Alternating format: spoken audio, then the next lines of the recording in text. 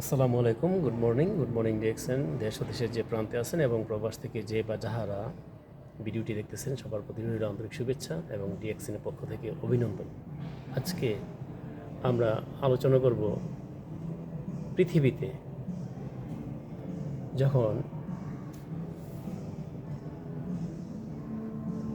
Herbal চিকিৎসা, অ্যালোপ্যাথেটিক চিকিৎসা এবং হোমিওপ্যাথি চিকিৎসা শুরু হয়, তো আসলে হার্বাল চিকিৎসাটা কি, কেন, কখন এসেছে, এটা আমরা আগে একটু জেনে নিই, তারপর আমরা বিস্তারিত আলোচনা করছি।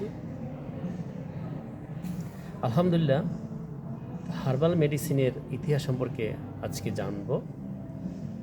প্রাগৈতিহাসিক যুগ, যাকে বলা হয় অনেক বছর আগের যুগ, মানুষ যখন প্রথম অসুস্থ হতে শুরু করলো তখন গাছের পাতা, ছাল, ফুল, মূল, বীজ প্রাকৃতিকভাবে ব্যবহার করত। প্রত্নতাত্ত্বিক গবেষণা দেখা গেছে 60,000 বছর আগে ইরাকের সানিদার গুহায় নিয়ান্ডারথাল মানুষের সমাধিতে ভেষজ উদ্ভিদ পাওয়া গেছে। এটা প্রমাণ করে মানুষ প্রাচীনকাল থেকেই হার্বাল চিকিৎসা জানত। প্রাচীন ভারত, আয়ুর্বেদ,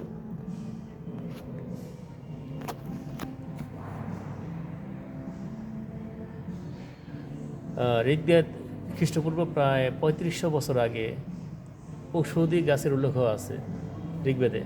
তো চরক সহিংসতা সংহিতা খ্রিস্টপূর্ব 2 শতক, আয়ুর্বেদিক ভেষজ চিকিৎসার মূল গ্রন্থ সুশ্রুত সংহিতা খ্রিস্টপূর্ব 6ষ্ঠ শতক, অস্ত্রোপচার ও ভেষজ চিকিৎসার বিশাল সংগ্রহ।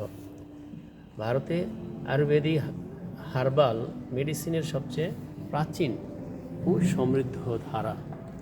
প্রাচীন চীন, ট্র্যাডিশনাল চাইনিজ মেডিসিন, প্রায় 3000 খ্রিস্টপূর্ব চীনের সম্রাট সেনং ভেষজ নিয়ে সেনং বিন চাওজিন লিখেছেন। এতে 365 প্রকার ভেষজ গাছের গুণাবলী উল্লেখ আছে। আজও চীনে আকুপাংচার ও হার্বাল মেডিসিন খুব জনপ্রিয়। প্রাচীন মিশর, ইবার্স পাপিয়ারাস খ্রিস্টপূর্ব 1550 সালে প্রায় 700টির বেশি ভেষজ ঔষধের নথি পাওয়া গেছে। রসুন, পেঁয়াজ, ধনেপাতা, অ্যালোভেরা, মধু ইত্যাদি রোগ নিরাময়ে ব্যবহার করত। প্রাচীন গ্রিস ও রোম, হিপোক্রেটিস 460 থেকে 370 খ্রিস্টপূর্ব পর্যন্ত খাদ্য ও ভেষজকে শুধু ওষুধ হিসাবে ব্যবহার করার পরামর্শ দিতেন।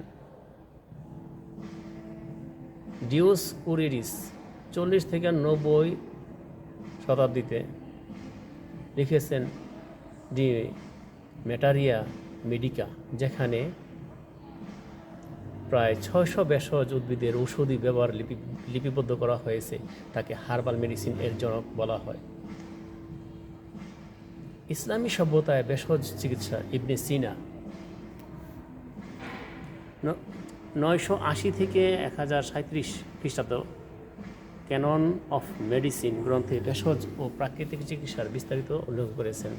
মধু, কালোজিরা, খেজুর, অলিভ অয়েল ইত্যাদি কোরআন ও হাদিসেও ওষুধ হিসাবে বর্ণিত আছে। ইসলামী চিকিৎসা পদ্ধতিতে ভেষজের বিশেষ গুরুত্ব রয়েছে।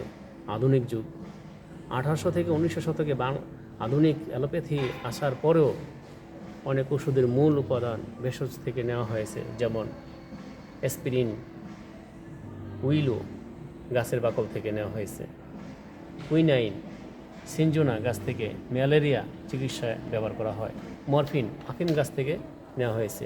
বর্তমান হার্বাল সাপ্লিমেন্ট ও অল্টারনেটিভ মেডিসিন আবার জনপ্রিয় হয়ে উঠেছে। তো পরিশেষে বলা যাচ্ছে যে হার্বাল মেডিসিন হলো মানবজাতির সবচেয়ে প্রাচীন চিকিৎসা পদ্ধতি। প্রাগৈতিহাসিক যুগ থেকে মানুষ ভেষজ ব্যবহার করেছে। ভারত, চীন, মিশর, গ্রিস, ইসলামী সভ্যতা সব জায়গায় ভেষজ চিকিৎসা বিকশিত হয়েছে। আজকের আধুনিক ওষুধের অনেকগুলো মূলত হার্বাল উৎস থেকে এসেছে। ঠিক তেমনই ডিএক্সএন এমন একটা হার্বাল কোম্পানি, যাকে আপনারা কিং অফ হার্ব নামে সার্চ করলে আপনি পাবেন ঋষি মাশরুম। সুতরাং ভালো থাকবেন, সুস্থ থাকবেন, ডিএক্সএন সাথেই থাকবেন।